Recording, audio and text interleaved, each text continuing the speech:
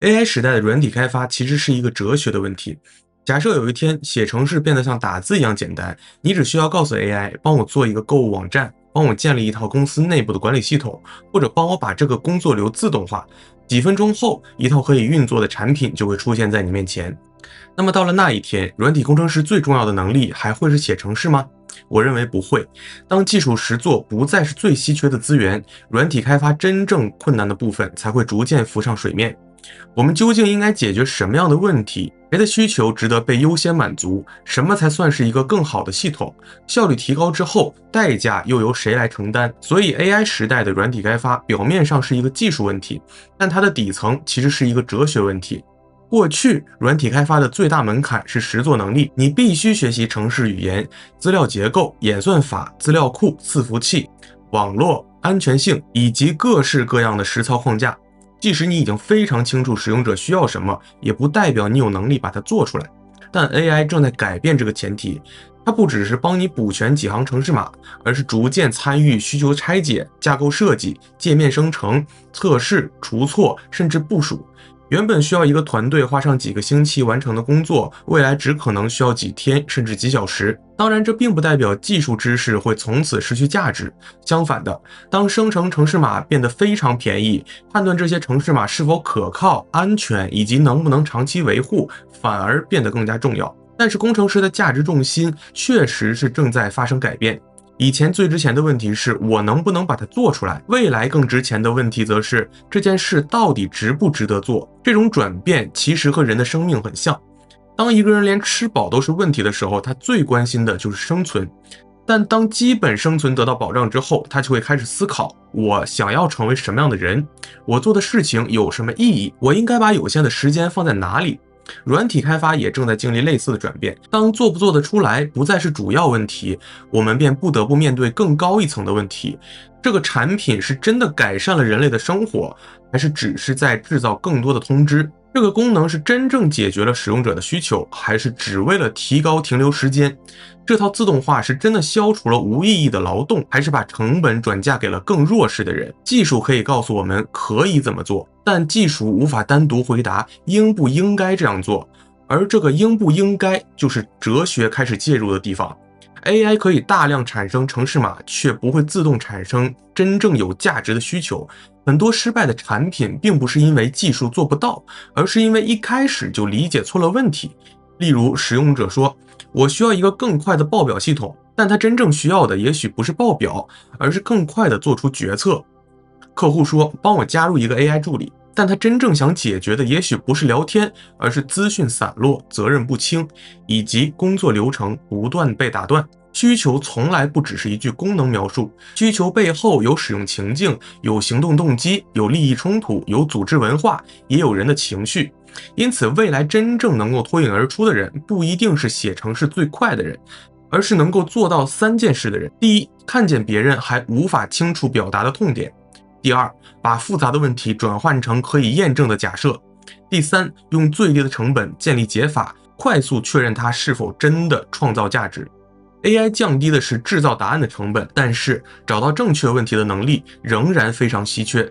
在 AI 时代，个人与大公司面对的困境刚好位于2个极端。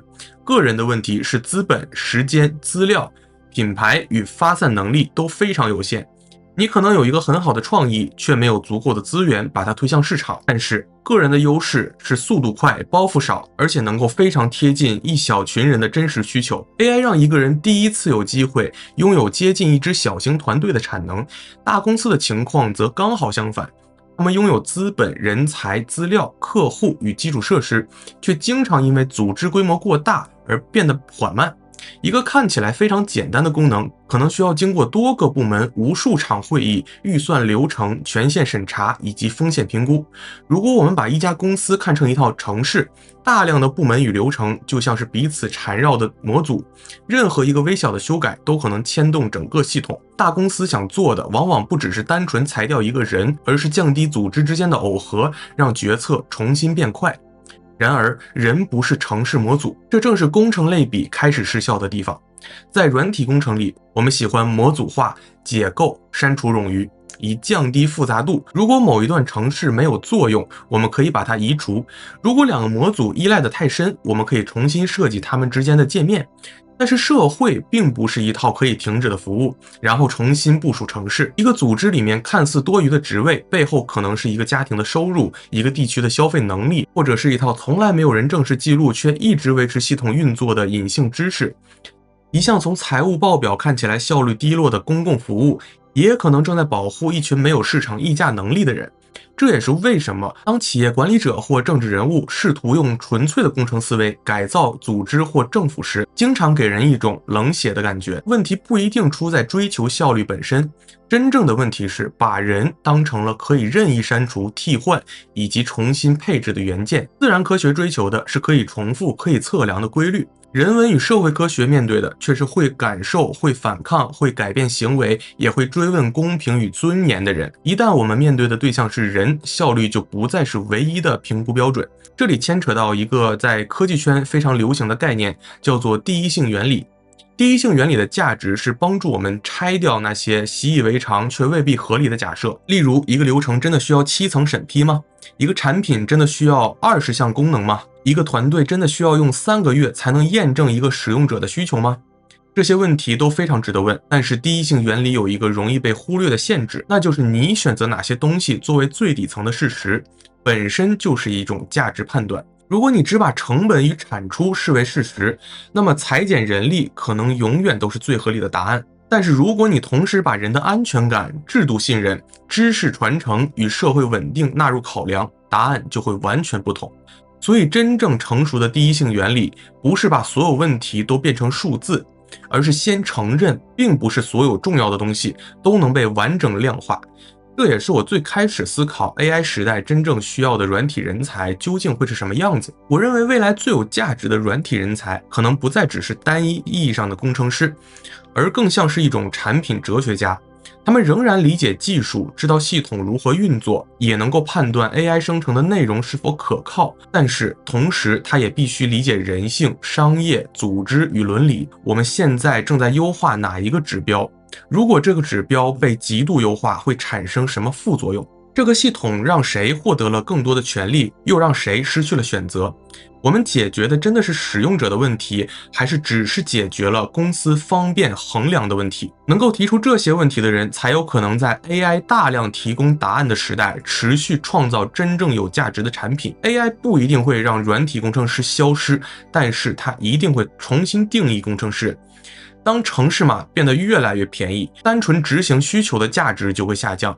理解需求、定义问题、衡量代价以及做出价值选择的能力，则会变得更加重要。未来的竞争不只是谁拥有更强的模型、更多的工程师或者更庞大的资本，真正的竞争是谁能够更早看见值得解决的问题，谁能够更准确地理解问题背后的人，以及谁能够用最小的成本建立一个不只有效而且值得存在的解法。所以 AI 时代的软体开发到了最后确实是一个哲学问题，因为技术回答的是我们能做什么，而哲学迫使我们回答的是我们究竟应该做什么。